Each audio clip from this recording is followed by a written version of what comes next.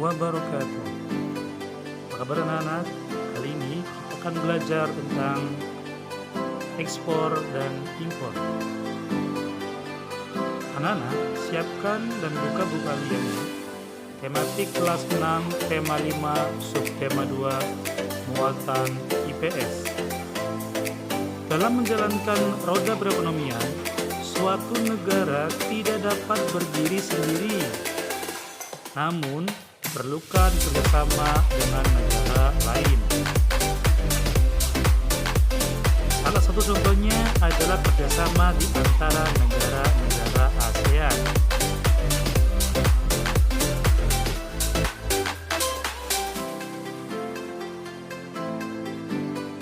Mari kita ambil contoh sederhana dari usaha pangkas rambut.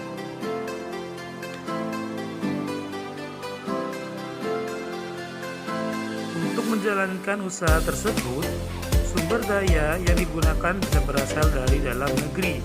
Misalnya, sumber daya manusia, meja, kursi, dan lain-lain. Namun, ada juga sumber daya yang berasal dari luar negeri, misalnya mesin cukur dan peralatan lainnya. Kegiatan tersebut disebut dengan kegiatan ekspor dan impor barang.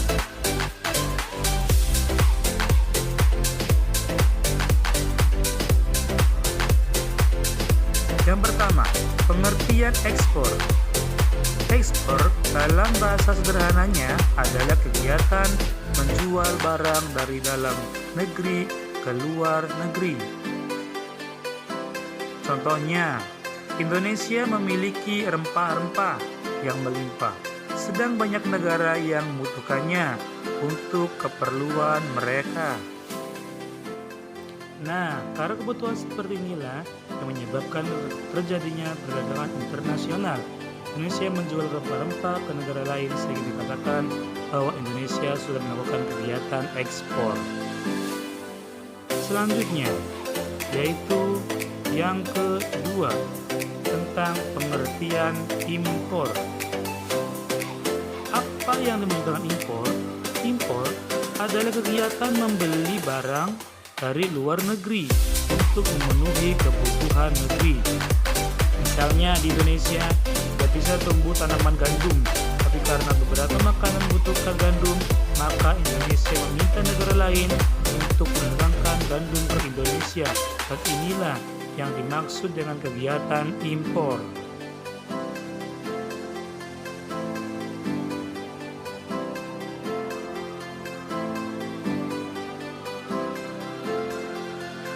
Baik ekspor maupun impor, keduanya dibutuhkan dalam meningkatkan perekonomian suatu negara dan memiliki tujuan masing-masing.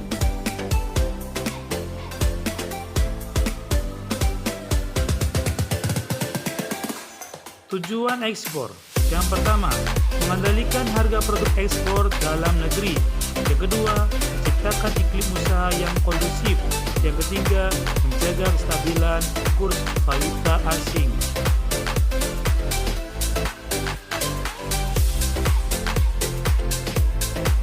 Tujuan impor. Yang pertama, mengurangi keluarnya devisa ke luar negeri. Yang kedua, memperkuat neraca perdagangan. Yang ketiga, memenuhi kebutuhan dalam negeri.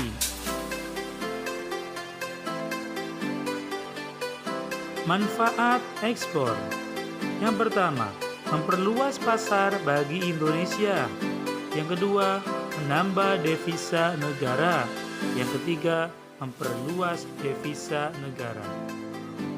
Sekarang manfaat impor. Yang pertama, memperoleh barang dan jasa yang tidak bisa dihasilkan di dalam negeri. Yang kedua, memperoleh teknologi modern. Yang ketiga, memperoleh bahan baku. Kinerja ekspor Indonesia ke negara-negara ASEAN.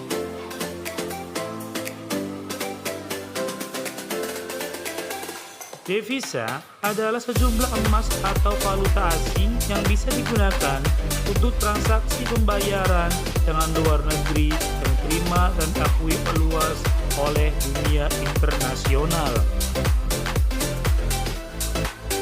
Dan ekspor merupakan sumber devisa negara.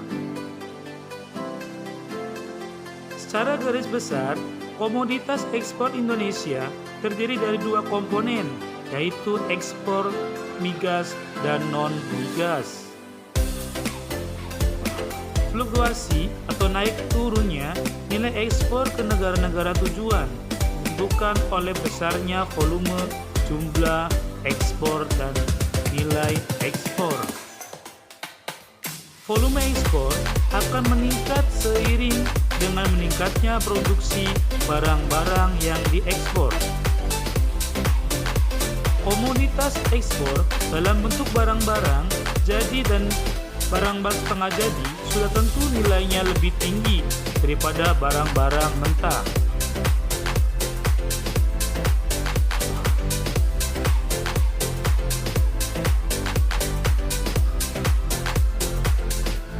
Oleh karena itu, perlu diinputkan dan dikembangkan industri-industri yang mengolah bahan-bahan mentah menjadi barang-barang jadi dan setengah jadi.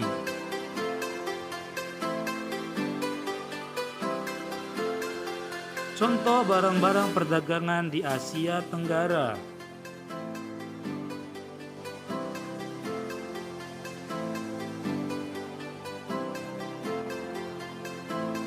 Contohnya Indonesia. Barang yang diekspor minyak bumi, karet, teh, batik, dan gerabah, dan lain-lain. Barang yang diimpor gandum, beras, gula, mesin, dan lain-lain. Contoh yang negara yang kedua yaitu Malaysia. Barang yang diekspor adalah sawit, karet, timah, minyak bumi, dan lain-lain. Barang yang diimpor kayu, mesin, alat transportasi, dan lain-lain. Kemudian negara berikutnya yaitu Singapura. Barang yang diekspor tekstil, bahan bakar, elektro, dan lain-lain. Barang yang diimpor karet, timah, kayu, minyak bumi, dan lain-lain. Kemudian negara berikutnya yaitu Thailand. Barang yang diekspor beras, karet, buah, gula, dan lain-lain. Barang yang diimpor minyak bumi, mesin, semen, dan lain-lain. Negara berikutnya yaitu Filipina. Barang yang diekspor gula, kopra, teh, sayur, buah, dan lain-lain. Barang yang diimpor gandum, besi, baja, minyak bumi, dan lain-lain. Negara Brunei Darussalam. Barang yang diekspor minyak bumi, kayu, lada, dan lain-lain. Barang yang diimpor bahan pangan, tembakau, dan lain-lain.